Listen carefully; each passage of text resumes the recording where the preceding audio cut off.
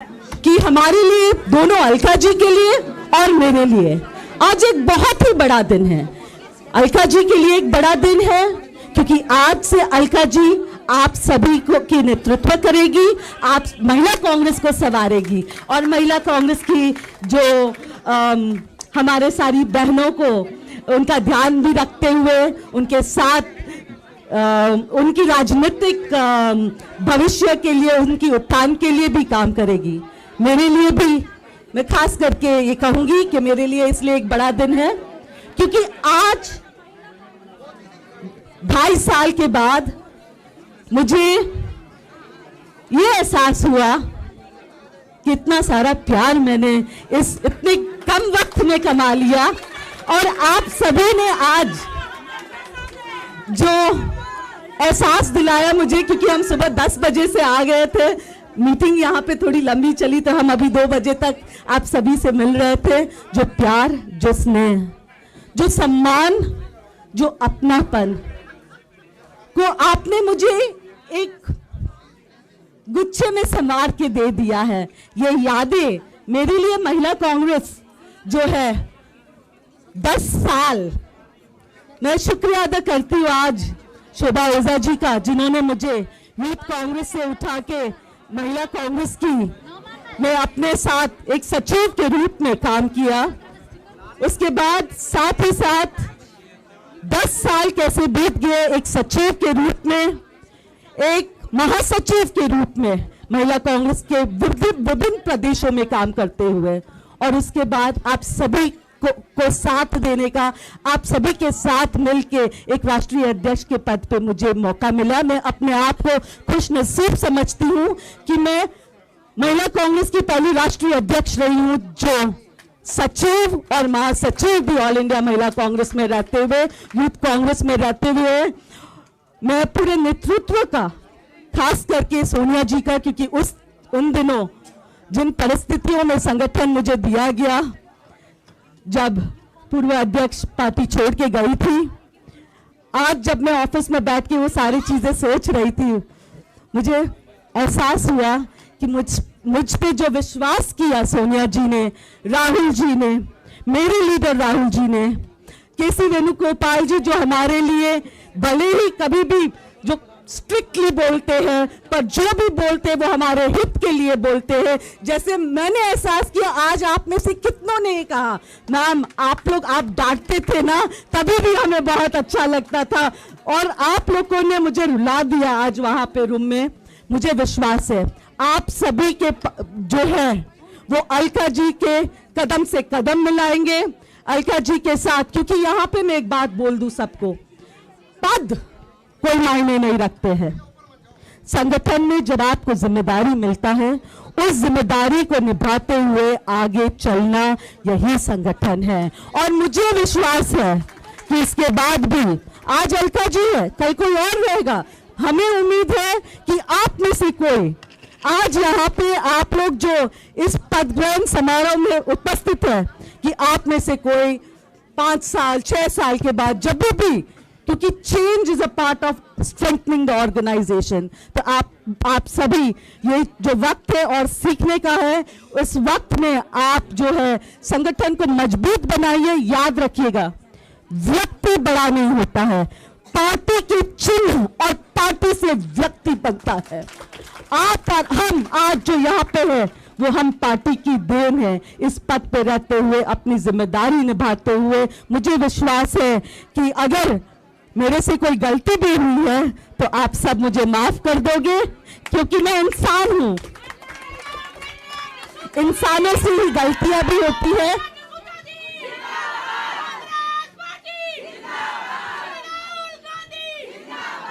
इंसानों से ही गलती होती है और ये भी मैं आप सभी बहनों को कहूंगी,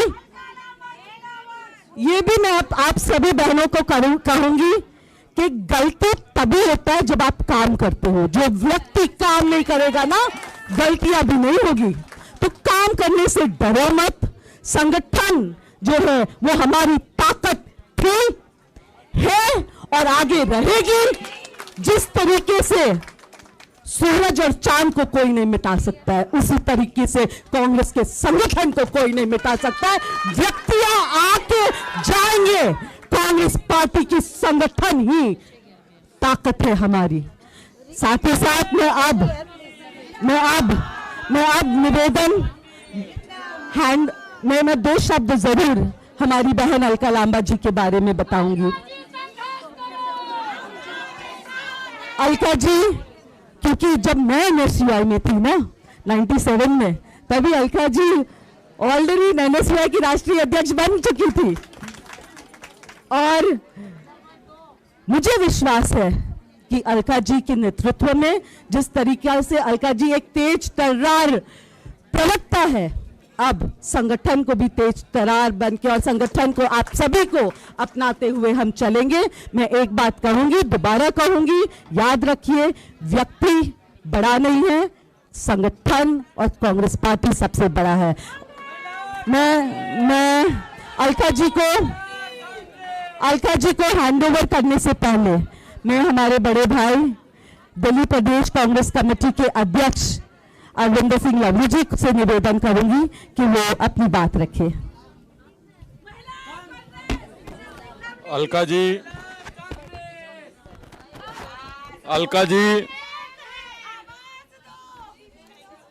जी, नेता डिसूजा जी, मंच पे और सामने उपस्थित सभी बहुत सम्मानित बहनें और बहुत थोड़ी सी गिनती में भाई भी।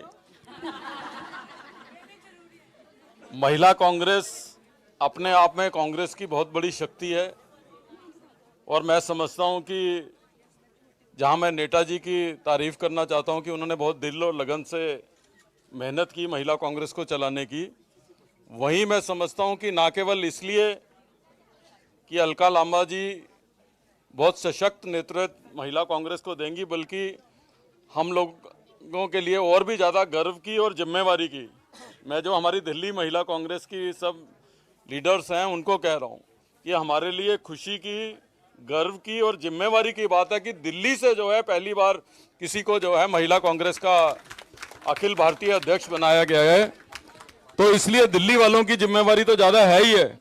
तो अलका जी के अध्यक्ष बनने के बाद मुझे पूरा विश्वास और उम्मीद है कि महिला कांग्रेस में एक नई स्फूर्ति और एक नई जान जो है पूरे देश भर में अलका जी जो है वो फूकेंगी।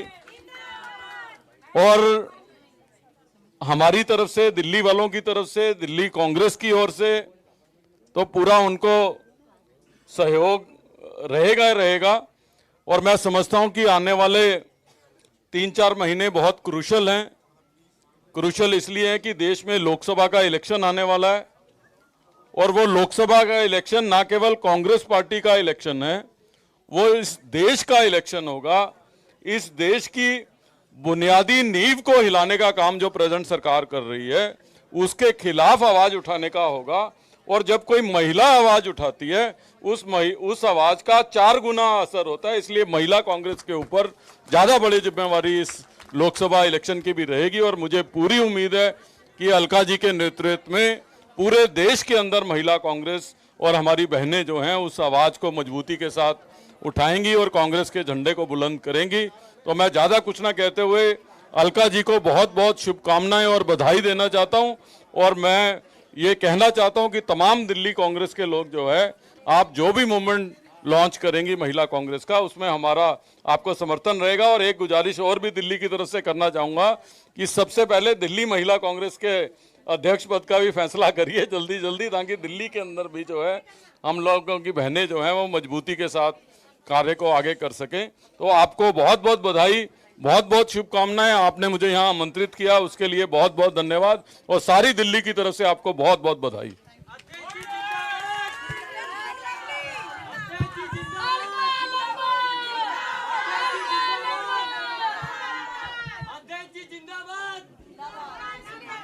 कांग्रेस पार्टी जिंदाबाद। ओके, अब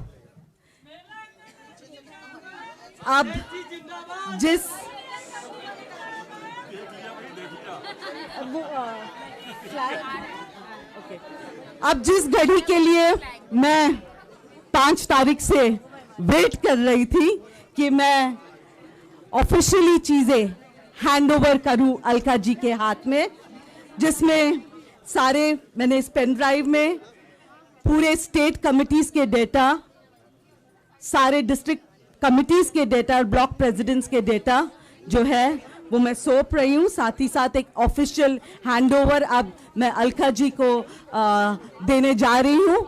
तो इसका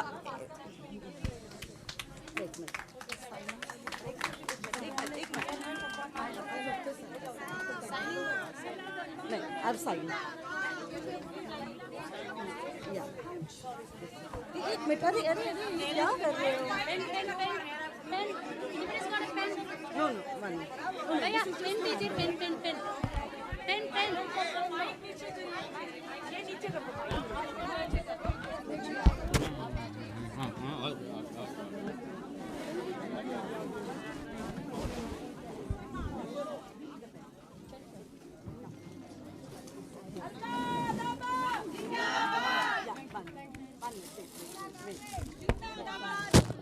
ऑफिशियली वैसे तो सारे पटके होते हैं, बट दिस इज द महिला कांग्रेस लोगो जो राहुल जी ने हमें दिया है।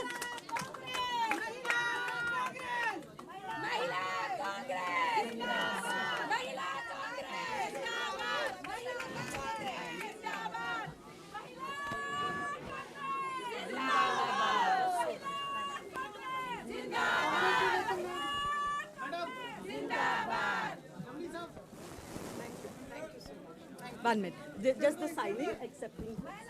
I'll एक मिनट।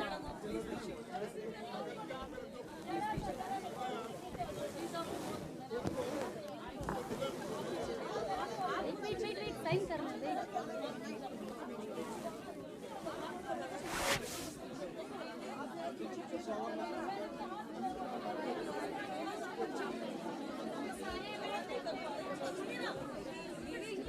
एक बार इसको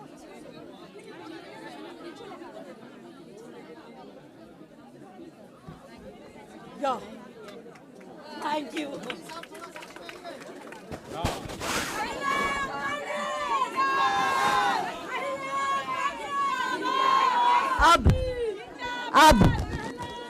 अब मैं निवेदन, अब मैं महिला कांग्रेस की राष्ट्रीय अध्यक्ष अलका लांबा जी से रिक्वेस्ट करती हूँ कि वो आप सभी को संबोधित करें।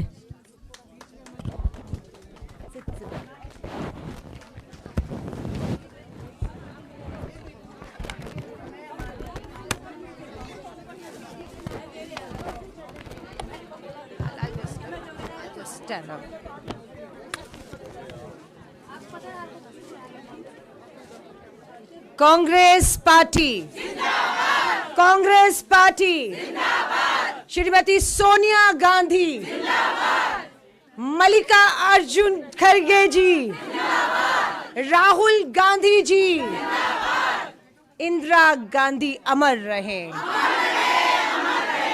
महिला कांग्रेस जिंदाबाद, जिंदाबाद, जिंदाबाद, महिला कांग्रेस जिंदाबाद, मैं बोलूंगी जुड़ेगा भारत, आप कहेंगे जीतेगा इंडिया। जुड़ेगा भारत, जीतेगा इंडिया, जुड़ेगा भारत, जीतेगा इंडिया, जुड़ेगा भारत, जीतेगा इंडिया। अब मैं बोलूंगी भारत जोड़ो न्याय यात्रा कब तक, आप कहेंगी न्याय का हक मिलने तक। भारत जोड़ो न्याय यात्रा कब तक, भारत जोड़ो न्याय यात्रा कब तक, न्याय का हक मिलने का। मैं मेरी बहनों से निवेदन है, मेरी बात को पूरी ध्यान से सुनिएगा, यही से आज का आगे का रास्ता भविष्य का तय होगा। मैं हमारी आउटगोइंग प्रेसिडेंट, मेरी छोटी बहन नेता डिसूजा जी का, दिल्ली प्रदेश कांग्रेस कमेटी के अध्यक्ष अविंदर लवली जी और मंच पर उपस्थित देश भर से आई मेरी महिला कांग्रेस अध्यक्ष, पदाधिकारी, नेशनल में जो काम करती रही सभी महिला बहनों का, ब्लॉक, जिला, जितनी इस कमरे में मेरे साथ खड़ी हैं उन सबका तहे दिल से धन्यवाद करती हूं, आभार व्यक्त करती हूं कि आप लोग समय निकाल कर यहां पर आए हैं। संदेश साफ है, लड़ाई कठिन है। ये लड़ाई आग का दरिया पार करके हमें निकलना है। इस आग का दरिया की शुरुआत एक बार पहले श्री राहुल गांधी जी ने देश भर में भारत जोड़ो 4000 किलोमीटर 12 राज्यों से गुजरने वाली दक्षिण से उत्तर तक की यात्रा में किया है। दूसरी यात्रा भारत जोड़ो न्याय यात्रा 14 जनवरी को मणिपुर से मुंबई तक 6700 किलोमीटर का सफर 15 राज्यों से गुजरेगी, 110 जिलों से गुजरेगी। हमारा लक्ष्य अब यही है कि भारत जोड़ो यात्रा के तर्ज पर भारत जोड़ो न्याय यात्रा को भी अब हम कामयाब बनाना है। इससे उम्मीदें जुड़ी हुई हैं। दूसरा, 2024 का चुनाव हम सबके सामने खड़ा हुआ है। ये 2024 का चुनाव हमें उन सभी बहनों के लिए जीतना है जो लगातार पिछले 10 सालों से अन्याय का सामना कर रही हैं। हमें उस बेटी के लिए लड़ना है। किस बेटी के लिए? जहां से यात्रा शुरू हो रही है, मणिपुर की उस आदिवासी बेटी के लिए जिन्हें थाने से घसीटकर सामूहिक बलात्कार किया गया और न्याय नहीं मिला है अभी तक। ये लड़ाई, इनको बाहर करिएगा। हाँ, मैं माफी चाहूंगी। समझ रहे गंभीरता इसकी? यात्रा वहां से मणिपुर से शुरू हो रही है जहां पर आदिवासी दलित बेटियों को थाने में पुलिस स्टेशन के सुरक्षा से घसीटकर सामूहिक बलात्कार किया गया और न्याय मांग रही है। इसलिए यात्रा कब तक? न्याय का हक मिल जाने तक। यात्रा को आगे अगर आप लाएंगे तो आपका आता है हरियाणा, ब्रजभूषण शरण, देश की पहलवान बेटियां दिल्ली की दहलीज पर न्याय मांगती रही, अन्याय का सामना करती रही। न्याय मिला या नहीं मिला? लड़ाई कब तक रहेगी? लड़ाई कब तक रहेगी? ब्रजभूषण जब तक जेल की सलाखों के पीछे नहीं जाता और इन्हें, हमारी बेटियों को न्याय नहीं मिल जाता, तब तक ये लड़ाई जारी रहेगी। आ जाइए उत्तर प्रदेश के वाराणसी में प्रधानमंत्री जी का संसदीय क्षेत्र है। प्रधानमंत्री जी का संसदीय क्षेत्र BHU में IIT में पढ़ने वाली छात्रा के साथ सामूहिक बलात्कार करने वाले कोई और नहीं, भाजपा के कार्यकर्ता थे। 2 महीने तक गिरफ्तारी नहीं हुई उन बलात्कारियों की। मध्य प्रदेश में चुनाव प्रचार प्रसार कर रहे थे भाजपा के लिए। हाहाकार हुआ, तब गिरफ्तारी हुई है। लेकिन न्याय मिला BHU की बेटी को? न्याय का हक मिलना है उन्हें। ये लड़ाई आपको लड़नी है। चलिए आ जाइए मणिपुर से पूर्व से पश्चिम गुजरात में 22 साल पहले 21 साल की भारत की बेटी बिल्किस बानो गर्भवती थी। 1-2 नहीं, 11 लोगों ने सामूहिक बलात्कार किया उस भारत की बेटी के साथ। और उसके बाद लगा न्याय मिल गया है, लगा बिल्किस बानो को न्याय मिल गया है। लेकिन 15 अगस्त का दिन याद रखिए 2022 था। क्या हुआ? लाल किले की प्राचीर पर प्रधानमंत्री जिस लाल किले की प्राचीर से बेटी बचाओ का नारा दे रहे थे, वहां से 15 अगस्त 2022 को आजादी का अमृत महोत्सव के ऐलान कर रहे थे। और उसी 15 अगस्त 2022 को बिल्किस बानो के 11 बलात्कारी और हत्यारों को रिहा करके उन्हें हार पहना के लड्डू खिलाए। तमाम महिलाओं को देश की उच्च अदालत, सुप्रीम कोर्ट और हमारे न्यायाधीशों को धन्यवाद करना चाहिए। फटकार ना लगाते ब्रजभूषण के खिलाफ FIR ना होती। फटकार ना लगाते तो मणिपुर की आदिवासी बेटियों के खिलाफ जो सरकार को कहा कि कार्रवाई करिए, नहीं तो मैं करूंगा, कार्रवाई करनी पड़ी। बिल्किस बानो के 11 बलात्कारियों को भाजपा रिहा करती है। विश्व हिंदू परिषद के दफ्तर में बुलाकर विधायक और नेताओं के मंच सुशोभित करते हैं और चुनावों में गुजरात में वोट मांगते हैं। आज सुप्रीम कोर्ट ने आदेश किया कि 2 हफ्ते के बीच में वापस जेल में न डालो, और ये हम तय करेंगे कि 2 हफ्ते के बीच में वो जेल जाए। और ये सिर्फ इतने ही मामले नहीं है। देश की अदालतों में भाई, पिता अपनी बेटियों, अपनी बहनों को लेकर चक्कर पे चक्कर काट रहे हैं। न्याय नहीं मिल रहा। कौन दिलाएगा न्याय? कौन दिलाएगा न्याय? कौन दिलाएगा न्याय? बता दीजिए। अगले 100 दिन भारत जोड़ो न्याय यात्रा, न्याय का हक मिलने तक अगले 100 दिन देश की तस्वीर, भविष्य बदलेगा। और हम अगले 100 दिन घर में नहीं बैठेंगे, सर पे कफन बांध के निकलने वाली हैं। जो मेरी बहनें सर पर कफन और कमर बांध के निकलने को तैयार है 100 दिन की जंग में देश भर में, मैं उनका स्वागत करती हूं। आइए मेरा साथ दीजिए, साथ दीजिए हमारा। श्री नारे नहीं, राजीव गांधी जी को आज श्रद्धांजलि देंगे हम लोग। राजीव गांधी जी का सपना था कि देश की आधी आबादी को उसका हक देना है। उसी का आज नतीजा है कि मेरी यहां पर बैठी बहुत सी बहनें पंच और सरपंच हैं, पार्षद और मेयर हैं। आधी आबादी को हक पंचायतों में मिला, नगर और निगमों में मिला, आधा मिला। विधानसभा और लोकसभा का आधा अधिकार अभी बाकी है। ये आधी आबादी अपने पूरे हक के लिए लड़ेगी और जीतेगी। महिला आरक्षण कानून श्रीमती सोनिया गांधी जी के लगातार संघर्ष, कांग्रेस के संघर्ष का कारण है कि 10 साल बाद इस सरकार को 2024 के चुनाव में जाने से पहले झुकना पड़ा और महिला कानून लाकर पास करना पड़ा।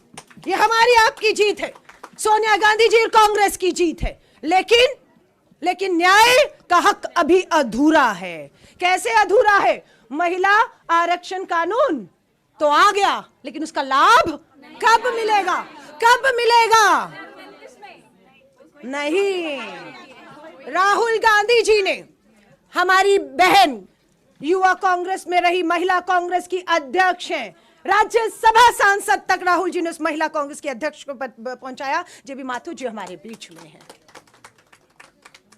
राहुल जी इन्हीं के यहां पर नेताजी गवाह हैं, ऐलान करके आए। राहुल जी का सपना राजीव जी के सपने से बड़ा है। कठिन है लेकिन असंभव नहीं है। राहुल जी ने कहा कि उनका सपना है कि आप बहनें 2024 में कांग्रेस और इंडिया अलायंस के जीतते ही महिला कानून जो बन गया है वो लागू कर देंगे और जहां जहां विधानसभा चुनाव होंगे वहां पर महिलाएं लड़कर विधानसभाओं में पहुंचेंगी, वहां महिलाएं पहुंचेंगी। 24 में महाराष्ट्र का चुनाव है, हरियाणा का चुनाव है, 25 में दिल्ली विधानसभा का चुनाव है। सरकार हमारी आती है, महिला आरक्षण कानून लागू हो जाएगा, महिलाएं पहुंचेंगी विधानसभाओं में। राहुल जी का ऐलान क्या था? राहुल जी ने ऐलान किया, उनका सपना है अगले 10 साल में देश में 50% राज्यों की महिलाएं मुख्यमंत्री देखना चाहते हैं। सवाल राहुल गांधी जी से किया मैंने, राहुल जी ये कैसे संभव होगा? 10 साल में देश में 50% महिला मुख्यमंत्री होंगी। उन्होंने कहा भरोसा रखो, 24 में आएंगे, महिला आरक्षण लागू होगा, दिल्ली, महाराष्ट्र, हरियाणा का चुनाव दहलीज पे खड़ा है, महिलाएं आरक्षित सीटों से लड़ेंगी। जब विधायक बन गई तो मुख्यमंत्री की शपथ भी दिलवा देंगे, 24 में शपथ भी दिलवा देंगे। बहुत से राज्य हैं पहली बार विधायक बने हैं और सीधा मुख्यमंत्री की शपथ ले रहे हैं, तो आप किसी से कम थोड़ी ना है, कम है आप किसी से। सो राहुल जी का सपना कौन साकार करेगा? उत्तर प्रदेश की बहनों भाग्यशाली हैं कि प्रियंका गांधी जी आपकी प्रभारी रही। लड़की हूं, लड़ सकती हूं का नारा दिया। हर बहन बेटी में जो लड़ने का जज्बा था, प्रियंका गांधी जी ने उसको जिंदा किया। 40% बहनों को मैदान में उतार दिया, बिना आरक्षण के उतार दिया। हमें था कि हमारे विरोधी भी महिला के सामने महिला उतार ही देंगे मजबूर होकर, लेकिन नहीं। ब्रजभूषण शरण, कुलदीप सिंह सेंगर और पता नहीं कैसे कैसे यौन उत्पीड़न, बलात्कार के गंभीर आरोपी धन बल लेकर खड़े थे हमारी बहनों के सामने। पर सलाम करती हूं, आपने हथियार नहीं डाले, मैदान नहीं छोड़ा, आप लड़ी हैं, आप लड़ी हैं। मैं आप सबके हाथ जोड़कर कहूंगी, मेरी आज ये शपथ हुई है और मैं आज शाम को ही यहां से आप लोगों से बात करके आप लोगों के साथ अपनी जिम्मेदारियों को, सबको, जो भी अब राष्ट्रीय कार्यकारिणी में, प्रदेशों में, जिलों में, ब्लॉक और बूथ तक काम करना चाहता है, मैं सब बहन को कहूंगी मैं 6 बजे तक आपसे मिलूंगी। जिनसे नहीं मिल पाऊंगी, फोन कॉल मैसेज व्हाट्सएप पे आप बताइए कि आप क्या जिम्मेदारी लेना चाहती है, किस स्तर की जिम्मेदारी लेना चाहती हैं। जैसे ही आप बताएंगी उसके 1 घंटे के अंदर आपका नियुक्ति पत्र, आपकी जिम्मेदारी और आपको पूरी तरह से, मैं खुद आज अभी इस समय 6 बजे के बाद सीधा जयपुर रवाना हो रही हूं। राजस्थान की जयपुर में कल प्रेस कॉन्फ्रेंस होगी और पहली मीटिंग महिला कांग्रेस की राजस्थान जयपुर में कर रही हूं। उसके बाद मैं दिल्ली वापस नहीं लौट रही हूं। वहीं से ही अगले 60 दिन में राहुल गांधी जी की भारत जोड़ो यात्रा 67 डेज मणिपुर से मुंबई 20 मार्च को पहुंचेगी। और मैं इन 14 राज्यों में, अब दिल्ली नहीं आ रही, हर राज्य में 2-2 दिन देते हुए देश के 25 राज्यों में आपके इलाकों में पहुंचने वाली हूं। मैं घर नहीं बैठ रही अभी। मैं कहां हूं, मैं क्या कर रही हूं अपनी वहां के राज्य की बहनों को लेकर, आगे का सफर कैसा है, रास्ता कैसा है, कठिनाइयां हैं, चुनौतियां हैं। राहुल गांधी जी का एक ही नारा है, डरो मत। और जिसे डर नहीं लगता ना, निकल लो घर से, मांग लो परिवार से इजाजत कि बहुत गुलामी सह ली हमने, बहुत बेड़ियां डाल दी हमारे पैरों में, बहुत बेटियां मार दी गर्भ में, बहुत बेटियां जला दी दहेज की आग में, बहुत बेटियां बलात्कार यौन उत्पीड़न की शिकार, न्याय मांग रही हैं, अदालतों में न्याय नहीं है। हमें आजादी दे दीजिए, 100 दिन दे दीजिए और ये देश को असली आजादी महिलाओं को हम दिलाकर दिखाएंगे 100 दिन में, मात्र 100 दिन में। और ये तब होगा जब ये आप कसम खाकर निकल जाएंगे। आपके बच्चे हैं, आपका परिवार है, छोड़ना होगा, सिर्फ 100 दिन के लिए छोड़ना होगा। और यही आपकी कुर्बानी, यही आपका त्याग होगा। ये जो वीरांगनाएं खड़ी हैं, इंदिरा जी की शहादत, 40 गोलियों से छन्नी किया भारत मां को, खून दिया उसने अपना। आपसे भारत माता कांग्रेस पसीना मांग रही है आपका। बहाएंगी पसीना, बहाएंगी पसीना। ये उत्तराखंड की बहन मुड़ी तो मुझे दिखी, इसके बाल इतने खूबसूरत थे, बहुत बहुत कठिन था, लेकिन महिला बेटी की, उत्तराखंड की बेटी की लड़ाई लड़ने के लिए इसने अपने सर मुंडवा लिया। आप समझ रही हैं? ऐसे हमारी बहनों से जब मैं आज बैठूंगी, बात करूंगी, तो इन सब बहनों जो यहाँ तक पहुंची हैं, हमारी हर एक का बहुत बड़ा योगदान है। यूं ही यहाँ नहीं खड़ी ये लोग, बहुत लंबा सफर और संघर्ष हमने तय किया है। मैं आप सबसे हाथ जोड़कर कहूंगी, मांगिए परिवारों से समय।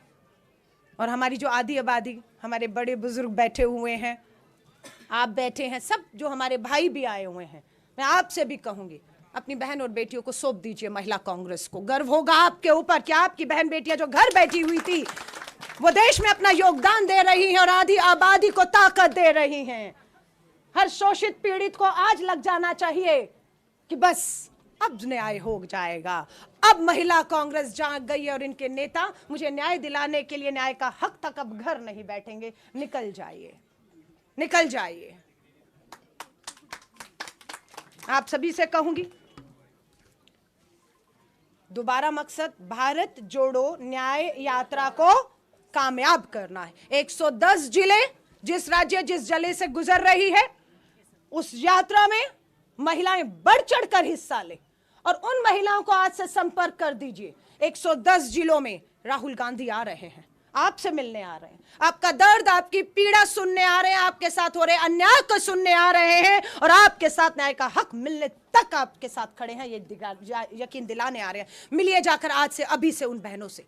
110 जिले कौन से हैं, किस तारीख को, किस समय, किन गलियों से वो यात्रा गुजरेगी, कहां राहुल गांधी जी आएंगे, उनसे मिलना, मिलाना, उनका भरोसा जीतना, उन्हें पार्टी संगठनों से जोड़ना, आधी आबादी को यह आपकी जिम्मेदारी है। अब यह आपकी जिम्मेदारी है कि आप ऐसा करेंगे, ये मुझे पूरी उम्मीद है। तो मैं आपके राज्य में आने वाली हूँ।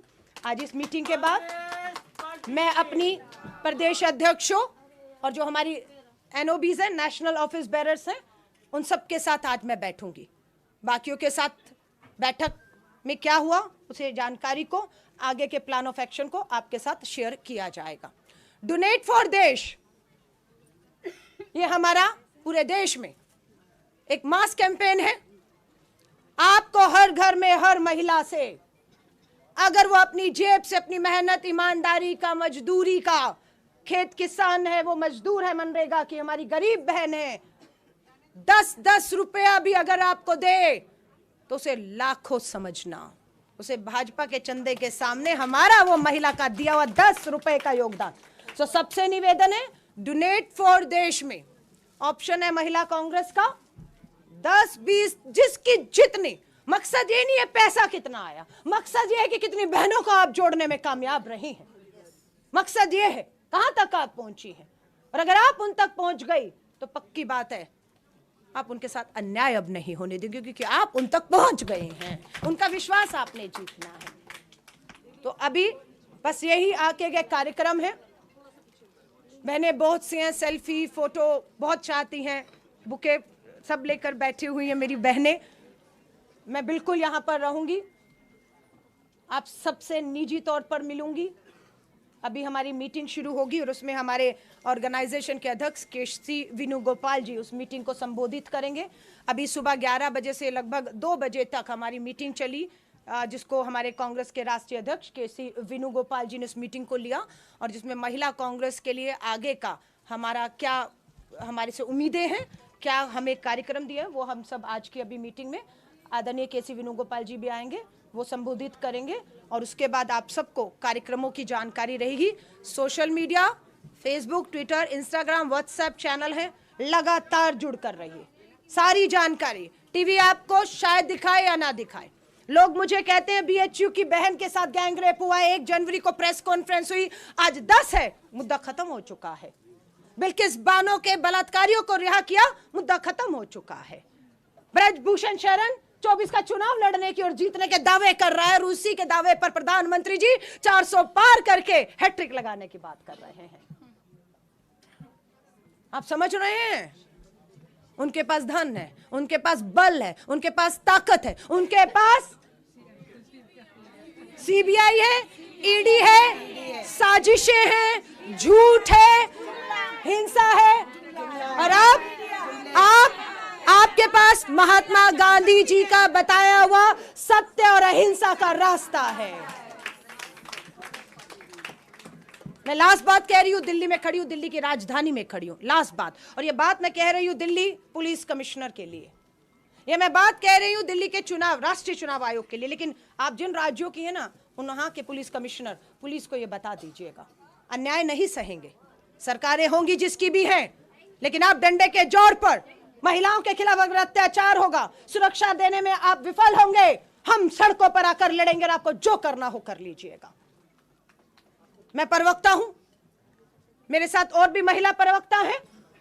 हमें धमकी आती है कि आप मोदी सरकार के खिलाफ बोलना बंद कर दीजिए, आप बेटियों के साथ यौन उत्पीड़न बलात्कार करने वाले भाजपा नेताओं के खिलाफ बोलना बंद कर दीजिए, वरना क्या होगा, रोज वीडियो ऑडियो फोन आते हैं, आपकी गर्दन काट दी जाएगी। गर्दन एक है भाई, कितनी बार काटोगे, रोज काटते हो, और हम रोज निकल जाते हैं। फिर ये धमकियों से डरने वाले नहीं। दिल्ली पुलिस कमिश्नर को वीडियो ऑडियो मैसेज फोटो सब भेजा, एक नहीं 2 बार भेजा। समय मांगा, हम 4 महिलाएं दिल्ली पुलिस कमिश्नर से मिलना चाहती हैं, समय नहीं दिया गया। आज 15 दिन हो रहे हैं। अब पुलिस कमिश्नर साहब और हर राज्यों की पुलिस को कह दीजिएगा, हमारे ऊपर अगर धमकी आएगी, हमारे ऊपर हमला होगा, हम खुद निपटना जानती हैं, हम निपट लेंगे, आप तक ना आएंगे भी नहीं। लेकिन अगर हमारी लड़ाई हमारी देश की बेटी बहनों के लिए है, उनके खिलाफ हो रहे यौन उत्पीड़न और बलात्कारों के लिए है, तो अब आपसे समय नहीं मांगेंगे। 4 नहीं आएंगी, अब 4000 आपके दरवाजे पर आएंगी, और अब हम अंदर नहीं, आप बाहर आएंगे, आप बाहर आएंगे। सुनेंगे आप। सुरक्षा की जिम्मेदारी है आपकी, हमारी बेटियों की। भारत की राजधानी अपराध में नंबर 1 पे खड़ी है। उत्तर प्रदेश की अभी जानकारी आई है, राष्ट्रीय महिला आयोग ने कहा है। कहां खड़े हैं हम लोग, कब तक बर्दाश्त करेंगे? तो संदेश साफ है, संदेश साफ है। और जो गीत बज रहा था, मैं अपने भाषण के बाद वो चलाऊंगी। लाइन आपको समर्पित कर रही हूं। महिलाएं देखिए जरा कितनी खूबसूरत कोमल है, लेकिन हमारी कोमलता को हमारी कमजोरी है। अरे कोमल सी महिला है, पतली सी महिला है, जान नहीं है, क्या कर लेगी। हाँ, और आप दरिंदे समूह में आते हैं और बलात्कार करते थे। तो एक ही बात मैं सबको कहती हूं, हमारी कोमलता को हमारी कमजोरी समझने की भूल और गलती कोई ना करे। आज सबको संदेश दे दीजिएगा, कोमल है, कोमल है, कोमल है, शक्ति का नाम ही, शक्ति का नाम ही जग को जीवन देने वाली, जग को जीवन देने वाली।